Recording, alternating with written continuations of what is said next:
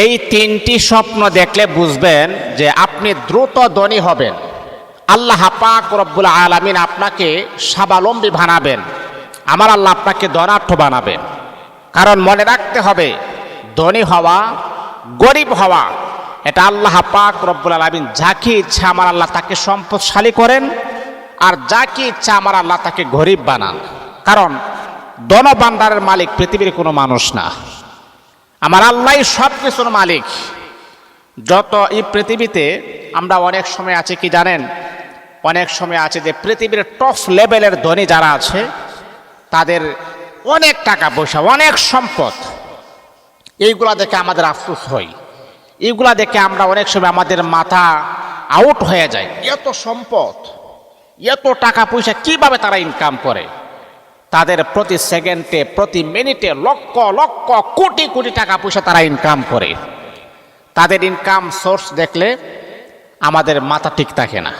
আসলে এই জিনিসটা আমরা অনেকে ভুলে গেছি যে তাদেরকে যে আমার আল্লাহ পাক রব্বুল আলামিন সম্পদশালী করেছেন, তিনি হচ্ছে আমার আল্লাহ। আমার আল্লাহর কাছে অসম্ভব বলতে কোনো কিছু নাই, সবই আল্লাহ পাক রব্বুল আলামিনের কাছে সম্ভব। কিন্তু আপনি যদি চাওয়ার মতো চাইতে পারেন, আমার আল্লাহ অবশ্যই তার বান্দাকে কখনো খালি হাতে ফেরত দেন না। আল্লাহ বলে, বান্দা আমার কাছে চাও, আমার কাছে তুমি চাও একান্তভাবে, আমি আল্লাহর কাছে চাও, আমি আল্লাহ তোমাকে স্বাবলম্বী করে দিব। আল্লাহ পাক রব্বুল আলামিন বলে, বান্দা ওয়ালিল্লাহিল আসমাউল হুসনা ফাদউহু বিহা। এই কোরআনে হাকিমের ভিতরে আল্লাহ পাক রব্বুল আলামিন বলে, বান্দা অনেক সুন্দর সুন্দর নাম আছে, আমি আল্লাহ পাক রব্বুল আলামিনের অনেক সুন্দর সুন্দর নাম আমি আল্লাহ দিয়েছি। যেই নাম ধরে তোমার ডাকার ইচ্ছা হয়, যেই নাম ধরে ডাকলে তুমি খুশি হইবা, যেই নাম ধরে তোমার মনে চাই, সেই নাম ধরে আমি আল্লাহকে স্মরণ করো, আমি আল্লাহকে ডাকো, আমি আল্লাহর কাছে তুমি সাহায্য প্রার্থনা করো। এ বান্দা, তুমি যখন নামাজের মুসল্লায় যখন দাঁড়িয়ে যাও, সূরাতুল ফাতিহার ভিতরে কত সুন্দর করে বলো, ইয়্যাকা না'বুদু ওয়া ইয়্যাকা নাস্তাঈন। আমরা তোমার ইবাদত করি আর তোমার নিকট সাহায্য প্রার্থনা করি। রব্বুল আলামিন না, দুনিয়ার কোন নেতার ইবাদত করি না, দুনিয়ার কোন প্রেসিডেন্টের ইবাদত করি না, দুনিয়ার কোন এমপি মন্ত্রীর ইবাদত করি না, একমাত্র শুধুমাত্র কেবলমাত্র তোমার ইবাদত করি। বান্দারে, এই ভরসাটা নিয়ে যদি আমি আল্লাহর কাছে চাইতে পারো, আমি আল্লাহ অবশ্যই অবশ্যই তোমার যত বড় সমস্যা হোক না কেন আমি আল্লাহ সমাধান করে দিব। আল্লাহর কাছে কোনো জিনিসের অভাব নাই, আমাদের চাওয়ার মারাত্মক লেভেলের অভাব। যেইভাবে চাইলে আরশের মালিক আল্লাহ পাক আমাদেরকে ধনী বানাবেন, সম্পদশালী করবেন, সেইভাবে চাওয়ার মতো চাইতে পারি না। সম্মানিত হাজিরিন, তিনটা স্বপ্ন আছে, যেই স্বপ্নগুলা দেখলে আপনার ভাগ্যটা চেঞ্জ হয়ে যাবে, পরিবর্তন হয়ে যাবে। খুবই গুরুত্বপূর্ণ স্বপ্ন।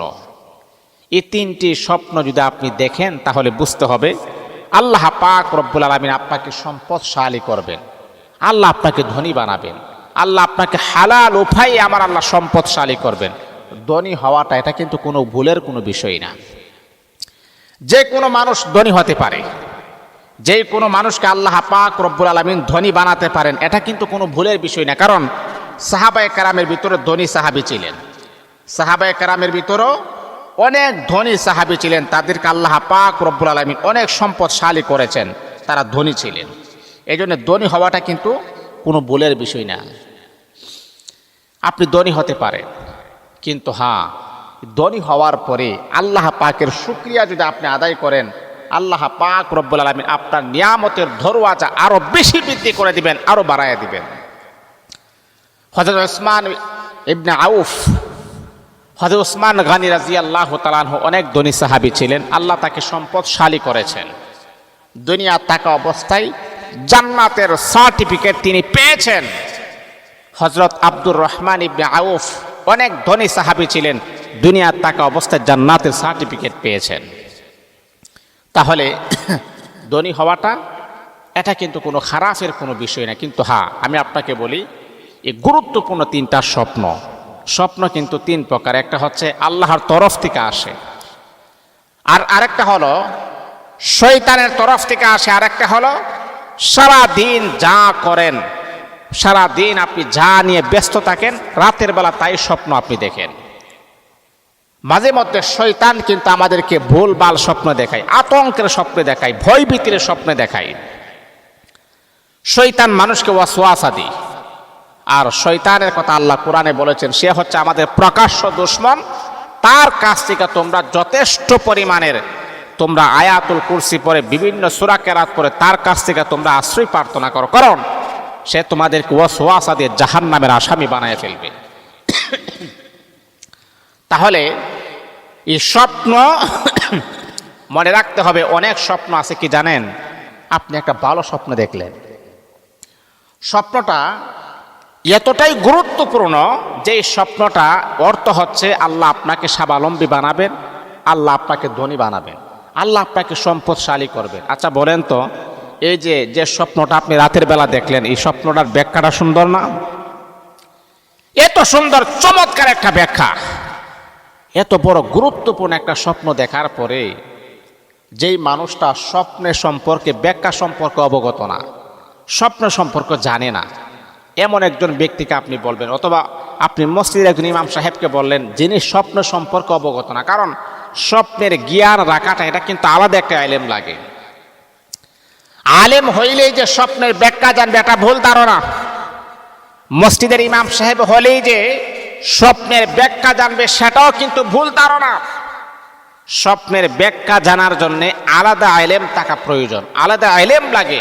এই স্বপ্নের ব্যাখ্যা কি হতে পারে, ওই স্বপ্নের ব্যাখ্যা কি হতে পারে। তাহলে যে কথাটা বলতেছিলাম, যে রাতের বেলা একটা স্বপ্ন দেখলেন, যে স্বপ্নটা প্রমাণ করে যে আপনি ধনী হবেন, আপনি স্বাবলম্বী হবেন, আপনার সম্পদশালী হবে, আপনার ধন সম্পদ আপনার বাড়বে। এত বড় গুরুত্বপূর্ণ একটা স্বপ্ন দেখার পরে আপনি আপনার মসজিদের ইমাম সাহেবকে বললেন যে হুজুর এমন এমন স্বপ্ন দেখলাম, তো হুজুর বলল কি, ভালোই, এতটা বেশি ভালো না। তাহলে বাবা, এই যে গুরুত্বপূর্ণ যে স্বপ্নটা দেখলেন সবটাই চূর্ণ বিচূর্ণ হয়ে গেল। কিন্তু এটাও যদি কোনো আলেম জানতো এটার ব্যাখ্যা কি হতে পারে, তাহলে আপনাকে যদি বলতো যে তোমার লাইফ সেটেল হয়ে যাবে, তুমি কোটিপতি হইবা, আল্লাহ পাক রব্বুল আলামিন অবশ্যই অবশ্যই তোমাকে কোটিপতি বানায় দিতেন। এই জন্য বন্ধু আমার শোনো, বিশ্বনবী মুহাম্মদুর রাসূলুল্লাহ সাল্লাল্লাহু আলাইহি ওয়াসাল্লাম স্বপ্নের সম্রাট ছিলেন। সাহাবায়ে কেরাম রাতের বেলা স্বপ্ন দেখার পরে বিশ্বনবীর কাছে উপস্থাপন করতেন। আমার নবী সুন্দর করে তাদের স্বপ্নের ব্যাখ্যা বলে দিতেন। নবীজি বললেন, সাহাবীরা শোনো শোনো শোনো শোনো, দিলের কান লাগায় শোনো, স্বপ্নের ব্যাখ্যা কিন্তু তার কাছে বলা যাবে না। যেই মানুষটা স্বপ্নের সম্পর্কে অবগত নাই এমন ব্যক্তির কাছে বলবে না। যদি বলো তাহলে তোমার সুন্দর স্বপ্নটাও ব্যঙ্গে চুরমার হয়ে যাবে। ধনী হওয়ার কিছু সংকেত আছে। এক নাম্বার স্বপ্ন, যেটা রাতের বেলা আপনি ঘুমিয়েছেন, স্বপ্নের মাধ্যমে দেখেন যে আপনার কন্যা সন্তান হচ্ছে। আপনি যদি বিবাহ করে থাকেন তাহলে দেখেন আপনার স্ত্রীর গর্ভে কন্যা সন্তান জন্ম হচ্ছে। কন্যা সন্তান জন্ম হইলে আমাদের অনেকের চেহারা কালো হয়ে যায়। হ্যাঁ, কি হয়েছে এটা? পুরুষ হইলে না ভালো ছিল, আমাদের চেহারা কালো হয়ে যায়, আমরা মলিন করে ফেলি। আচ্ছা বলেন তো, নারী হোক আর পুরুষ হোক, ছেলে হোক আর মেয়ে হোক, দেওয়ার মালিক কে? আল্লাহ পাক রব্বুল আলামিন। অনেক কুলাঙ্গার মার্কা স্বামী আছে, তার স্ত্রীকে হ্যাটাক করে কথা বলে, যদি আরেকটা কন্যা সন্তান হয় তাহলে তোমাকে নিয়ে আমি সংসার করব না, আমি আরেকটা বিবাহ করব। আচ্ছা বলেন তো, এই নারীর কোনো অধিকার আছে যে কন্যা সন্তান হবে না পুরুষ সন্তান হবে? এই জন্যে বাবা, রাতের বেলা ঘুমানোর পরে যদি আপনি স্বপ্নে দেখেন যে আপনি কন্যা সন্তানের বাবা হচ্ছেন, তাহলে বুঝতে হবে আল্লাহ আপনার ঘরের ভিতর রিজিক পাঠাবেন, আল্লাহ আপনার ঘরের ক্রাইসিস দূর করবেন, আল্লাহ আপনাকে স্বাবলম্বী করবেন, আল্লাহ আপনাকে সম্পদশালী বানাবেন, ধনী বানায় দিবেন আমার আল্লাহ পাক রব্বুল আলামিন। এ বন্ধু আমার শোনো, রাতের বেলা আপনি যখন ঘুমাবেন, ঘুমানোর পরে আল্লাহ পাক রব্বুল আলামিন মাঝে মধ্যে আমার আল্লাহ এমন এমন স্বপ্ন দেখান, যারা ঈমানদার, যারা আল্লাহ পাক রব্বুল আলামিনের খাস প্রেমিক, তাদেরকে এমন এমন স্বপ্ন দেখান। যখন আপনি স্বপ্নে দেখতেছেন আল্লাহ পাক রব্বুল আলামিন স্বামী আর স্ত্রী বৈধ মিলামিশার মাধ্যমে আপনার স্ত্রী যে অন্ধসত্ত্বা হয়েছে কন্যা সন্তান হবে। কন্যা সন্তান হইলে আমরা মুখটা কালো করে ফেলি, মলিন করে ফেলি। না না, আমার নবী বলেছেন না না, কন্যা সন্তান হলে মুখটা কালো করবেন না, মলিন করবেন না। এই কন্যা সন্তান আপনাকে সুন্দরভাবে আল্লাহর জান্নাতের মেহমান বানায়া দিবে। কন্যা সন্তান হইলে আপনাকে আল্লাহ পাক রব্বুল আলামিন রিজিক বানায়া দিবেন। আপনার ঘরের অভাব অনটন আমার আল্লাহ দূর করে দিবেন। আপনাকে আমার আল্লাহ স্বাবলম্বী করে দিবেন। আপনাকে আমার আল্লাহ সম্পদশালী বানাবেন। 1 নাম্বার। 2 নাম্বার হলো রাতের বেলা আপনি যখন ঘুমাইছেন, ঘুমানোর উপরে আপনি দেখতেছেন কাবা শরীফ আপনি তাওয়াফ করতেছেন। সুবহানাল্লাহি ওয়া বিহামদিহি।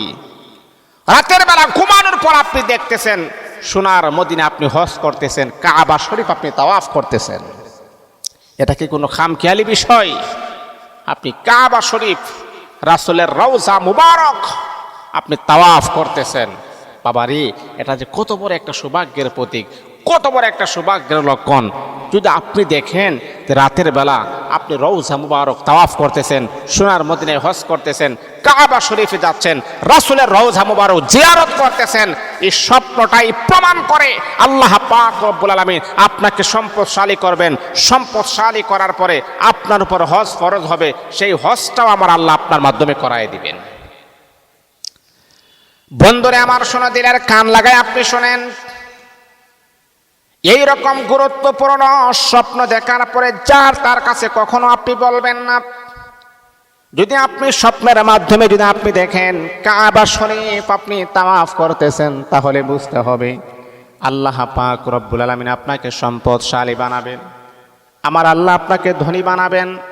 আল্লাহ পাক রব্বুল আলামিন আপনার ঘরের ক্রাইসিস অভাব অনটন দূর করে দিবেন, আপনাকে স্বাবলম্বী করে দিবেন। এই স্বপ্নটাই প্রমাণ করে আল্লাহ পাক রব্বুল আলামিন আপনার গোটা লাইফটাকে আমার আল্লাহ চেঞ্জ করে দিবেন। তাহলে এটা হলো 2 নাম্বার। যদি আপনি স্বপ্নের মাধ্যমে দেখেন যে আপনি কাবা শরীফ তাওয়াফ করতেছেন, তাহলে বুঝতে হবে যে আল্লাহ পাক রব্বুল আলামিন আপনাকে ধনী বানাবেন।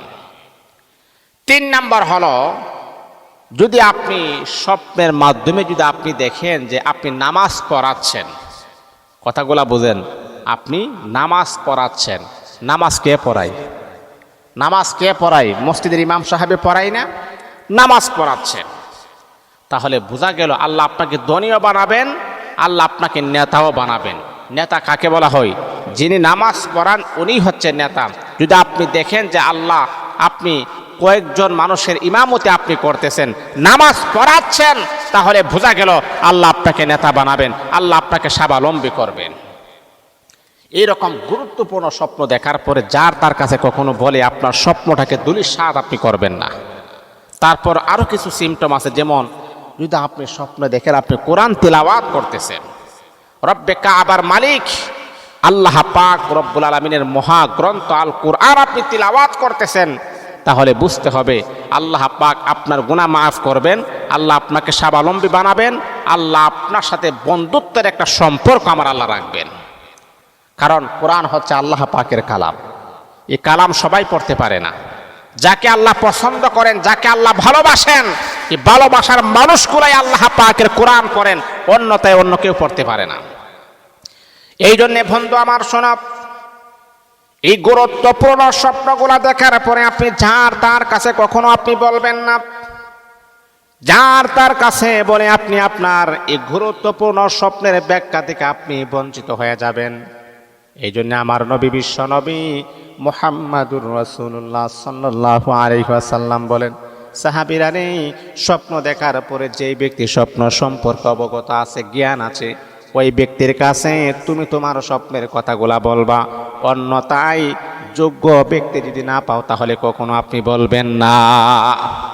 আর ভয়ঙ্কর স্বপ্ন দেখলে ঘুম থেকে জাগ্রত হওয়ার পরে বাম পাশে 3 বার তুতু নিক্ষেপ করবেন, 3 বার আউযু বিল্লাহি মিনাশ শাইতানির রাজিম পড়বেন, ফু দিবেন। তারপরে যদি পারেন আয়াতুল কুরসি পরে ফু দিবেন। কারণ শয়তান আমাদেরকে ধোঁকা দেয়, শয়তান আমাদেরকে ঘুমের মাধ্যমে ধোঁকা দেয়, শয়তান আমাদের চূড়ান্ত পর্যায়ের শত্রু। সে চাই আমরা যেন ভালো স্বপ্ন না দেখতে পারি, খারাপ স্বপ্ন দেখি। এই জন্যে আয়াতুল কুরসি পর আপনি ঘুমাবেন, ইনশাআল্লাহ শয়তানের প্রবঞ্চনা থেকে আল্লাহ আমাদেরকে হেফাজত করবেন।